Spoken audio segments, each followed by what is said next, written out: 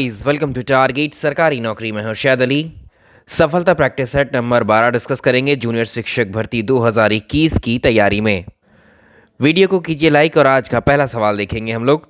इससे पहले हमने 11 प्रैक्टिस सेट की हैं, चैनल पर प्लेलिस्ट बनी है, आप देख सकते हैं और अपना रिवीजन कर सकते हैं। निम्न में से किस नदी को ऋग्वेद में मातेत्मा, देवीत्मा और नदीत्मा संबोधित किया गया है?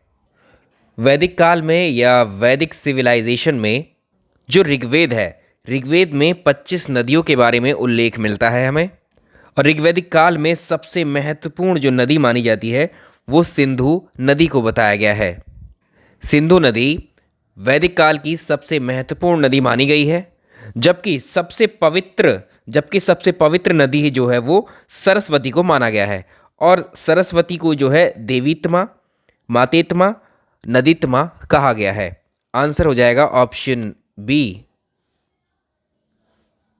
ये भी याद रखेंगे एडिशनली, इसमें ऋग्वेद में गंगा नदी का 1 बार जिक्र हुआ है और यमुना नदी का 3 बार जिक्र हुआ है। नेक्स्ट, 16 महाजनपदों का उल्लेख निम्न में से किस में है?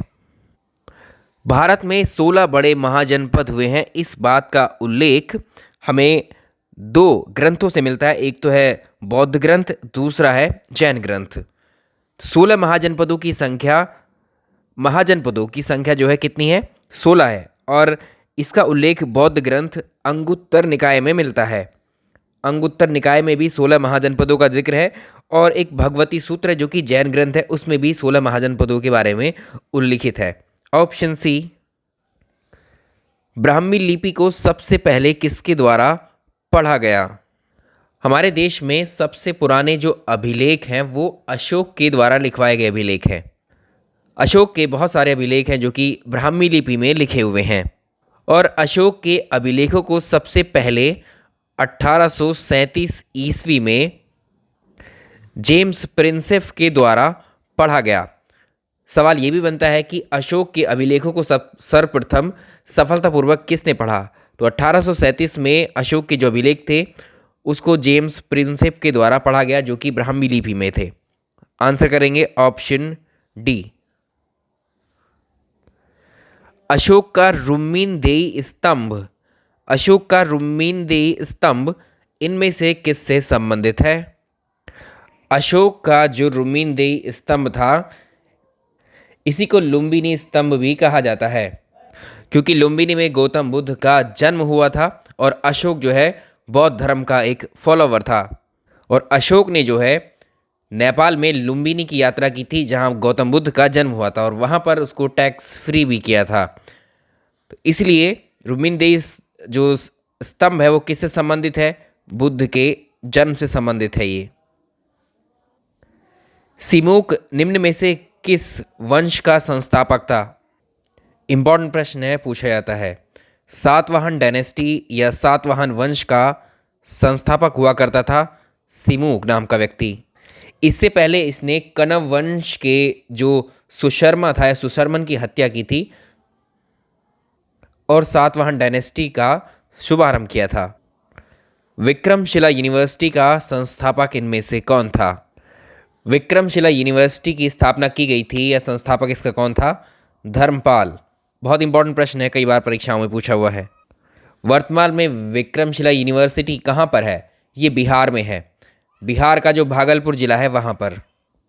इतिहासकार बदायूनी ने किसकी मृत्यु पर यह कहा था कि सुल्तान को अपनी प्रजा से और प्रजा को अपने सुल्तान से मुक्ति मिल गई? ये था मोहम्मद बिन तुगलक। Option D. ये बहुत ज़्यादा विद्वान था, ऐसी नीतियाँ बनाता था फ्यूचर को प्रेडिक्शन करते हुए, लेकिन इसकी नीतियाँ जिस तरह से सोचता था उस हिसाब से इम्प्लीमेंट ही नहीं हो पाती थी और सब उल्टा ही हो पाता था। इसलिए इसकी जनता इससे काफ़ी ज़्यादा परेशान थी और इसके मरने पर ये लिखा गया था कि जनता को इससे मुक्ति मिल गई और प्रजा को सुल्तान से मुक्ति मिली और सुल्तान को अपनी प्रजा से मुक्ति मिली। निम्नलिखित में से किसने साम्राज्य की राजधानी आगरा से दिल्ली ट्रांसफ़र किया था? जो शाहजहां था, शाहजहां के शासनकाल में आगरे से राजधानी को नई दिल्ली ट्रांसफ़र किया गया था। तो ऑप्शन सी हो जाएगा। निम्नलिखित में से कौन अवध का प्रथम पहला नवाब बना? अवध का जो प्रथम नवाब था वो था सआदत खान। Saadat Khan, option B. निम्नलिखित में से किसके तीन तरफ से अंतर्राष्ट्रीय सीमाएं हैं? चलिए इस सवाल का आंसर आप करेंगे, कमेंट बॉक्स में लिखिए। बहुत सिंपल है। इलायची एक महत्वपूर्ण उत्पादक है इडुक्की का। इडुक्की कहाँ पर लोकेटेड है? जो हमारे देश में स्पाइस सिटी है, जो मसालों के लिए राज्य फेमस है, वो है केरल। केरल को जो है, केरल राज्य को भारत का मसाला राज्य कहा जाता है, स्पाइस स्टेट कहा जाता है। यहाँ पर इलायची, काली मिर्च, जावित्री के उत्पादन में जो है अलग ही स्थान है इसका। और इलायची जैसे महत्वपूर्ण मसाले जो है केरल के इडुक्की जनपद में मिलते हैं। तो ये कहाँ पर है? इडुक्की कहाँ पर है? केरल में। मसालों से संबंधित जो प्रश्न होंगे आप तुरंत केरल पे पहुँचेंगे। नेक्स्ट देखें, दंडकारण्य कहाँ पर लोकेटेड है? दंडकारण्य के बारे में बात कर रहा है तो ये एक एरिया है, एक क्षेत्रफल है जो कि 3 राज्यों में लोकेटेड है। इसमें उड़ीसा, छत्तीसगढ़, आंध्र प्रदेश। उड़ीसा, छत्तीसगढ़, आंध्र प्रदेश इसमें अवस्थित है ये। किस वर्ष भारत की राजधानी, पहले कलकत्ता हुआ करती थी, इसको कब ट्रांसफ़र किया गया? दिल्ली भारत की राजधानी कब बनी थी? जो भारत की राजधानी कलकत्ता थी, पहले इसको स्थानांतरित करके नई दिल्ली, जो दिल्ली है, इसको राजधानी बनाया गया था 1911 में। जॉर्ज पंचम, ब्रिटेन के राजा जॉर्ज पंचम का आगमन हुआ था 1911 में। उसी टाइम पे इसको शिफ्ट किया गया था। रियो ग्रांडी नदी जो है, रियो ग्रांडी रिवर किन 2 देशों के बीच में बाउंड्री बनाती है? अच्छा प्रश्न है। तो रियो ग्रांडी रिवर जो है ये south western United states, US यानी अमेरिका, और जो नॉर्दर्न मैक्सिको है इसके बीच में, तो हम कह सकते हैं मैक्सिको और संयुक्त राज्य अमेरिका के बीच में ये बाउंड्री बनाती है। महात्मा गांधी राष्ट्रीय ग्रामीण रोजगार गारंटी अधिनियम, इसको मनरेगा बोलते हैं हम, ग्रामीण क्षेत्रों में 1 वर्ष में रोजगार कितने दिन का सुनिश्चित करता है? मनरेगा के तहत में महात्मा गांधी राष्ट्रीय ग्रामीण रोजगार गारंटी योजना, मनरेगा के तहत जो पंजीकृत जॉब कार्ड धारक होते हैं उनको साल में 100 दिन का रोजगार, 1 साल में 100 डेज का रोजगार उपलब्ध कराना होता है। यूरिया में नाइट्रोजन किस रूप में पाया जाता है? यूरिया में जो नाइट्रोजन होती है वो नाइट्रेट के फॉर्म में होती है, ऑप्शन सी। अंगूर में प्रचुर मात्रा में पाए जाने वाला ऑर्गेनिक एसिड कौन सा होता है? इसको याद रखिएगा, ये कई बार प्रश्न बनता है, अलग अलग फ्रूट्स में पूछा जाता है। तो ग्रेप्स होंगे आपके अंगूर, जो कच्चा आम है, इमली है, पाइनएप्पल है, पोटैटो है, कैरेट, इन सब में होता है टार्ट्रिक एसिड। टार्टरिक एसिड होता है किसमें? अंगूर के अंदर। सिट्रिक एसिड किस में होता है? जो नींबू और संतरा होता है उसमें होता है सिट्रिक एसिड। मैलिक एसिड होता है एप्पल में, सेब के अंदर होता है मैलिक एसिड।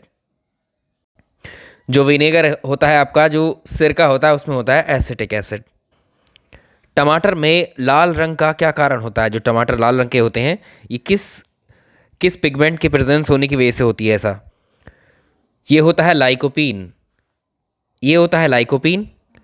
एक होता है गोल्डन राइस, जो सुनहरा धान होता है, ये किस चीज़ का अच्छा सोर्स माना जाता है? ये बहुत प्रश्न पूछा हुआ है ये वाला।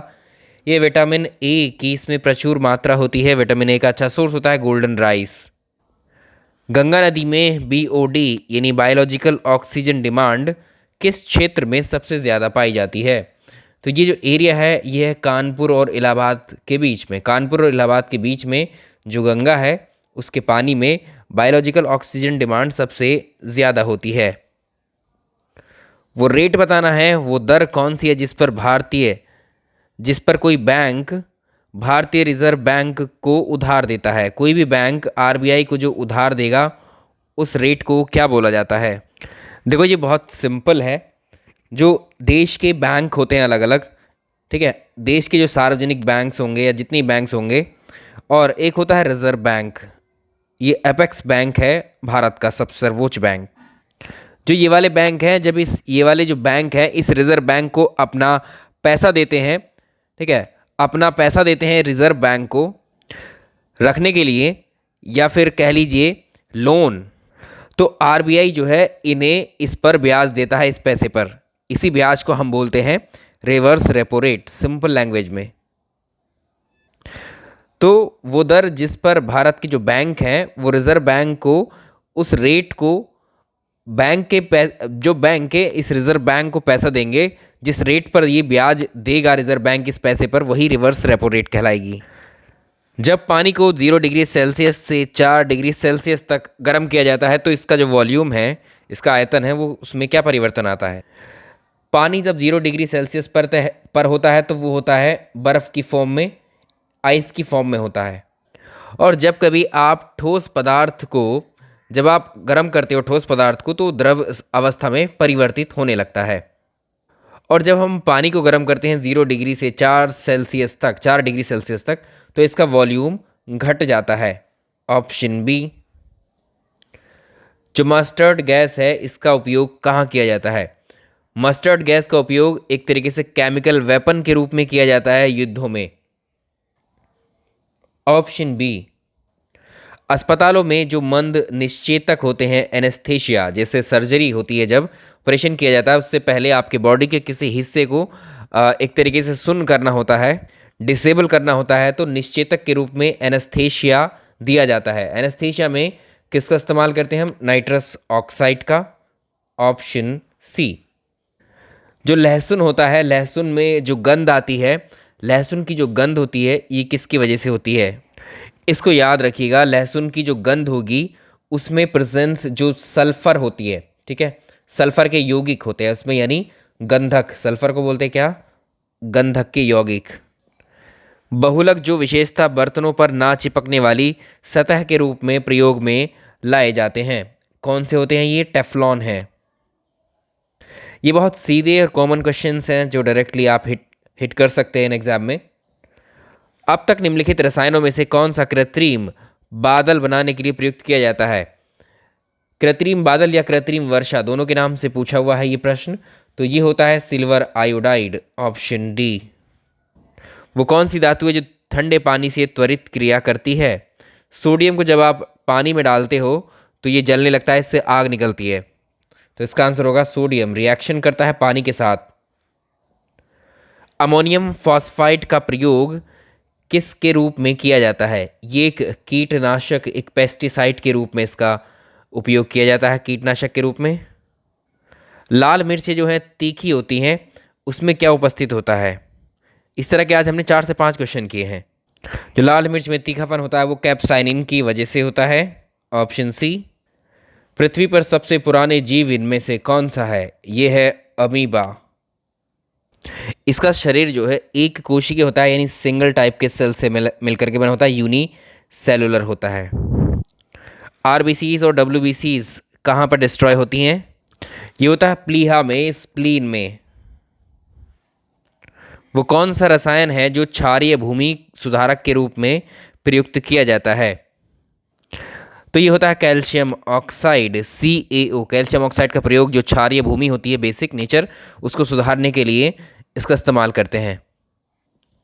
वाहनों में CNG के प्रयोग से प्रदूषक गैसें उत्पन्न होती हैं, जिनका उत्पादन, इसके उत्पादन के अतिरिक्त CNG की नामक अधिक हरित ईंधन के रूप में प्रयोग किया जाता है। तो कौन कौन से निकलती हैं CNG से, SO2 और CO, ये गैसेस रिलीज होती हैं। लास्ट क्वेश्चन करते हैं। यदि पृथ्वी और सूर्य की दूरी जो है उनके स्थान 2 गुने कर दिए जाएं, जैसे ये सूर्य है और ये पृथ्वी है, ये अर्थ है, इनके डिस्टेंस को अब डबल कर दिया जाए पहले से ज़्यादा, तो सूर्य द्वारा पृथ्वी पर गुरुत्वाकर्षण बल जो पड़ता है वो कितना हो जाएगा। जो गुरुत्वाकर्षण बल होता है इसको आप जानते हैं, ये होता है F = G m1 m2 divide by r²। तो जो ये फोर्स होता है ये इनडायरेक्टली प्रोपोर्शनल होता है डिस्टेंस के स्क्वायर के। अगर आप इसको 2 गुना करते हो 1 डिवाइड बाई 2 का स्क्वायर, तो यानी ये कितना हो जाएगा 4। यानी जो बल है वो 1/4 हो जाएगा, 1/4 बल हो जाएगा, यानी अब जितना बल है उसका 1/4 बल लगेगा। निम्नलिखित में से कौन सा प्लांट हार्मोन मुख्यतः जो फल परिपक्वता के लिए उत्तरदायी होता है? जो पेड़ पर फल पकने लगते हैं उसके लिए कौन सा हार्मोन जिम्मेदार होता है? ये होता है एथिलीन, ये होता है एथिलीन। तो ये आज का हमारा प्रैक्टिस सेट था और ये बहुत ही सिंपल था आज का, तो बिल्कुल ही बहुत लाइट क्वेश्चंस को लिया था हमने, और इससे जो अगला लेंगे उसमें अब थोड़ा लेवल बढ़ाएंगे क्वेश्चंस का। चलिए, पसंद आया तो इसको लाइक और शेयर ज़रूर कीजिएगा। Thank you so much.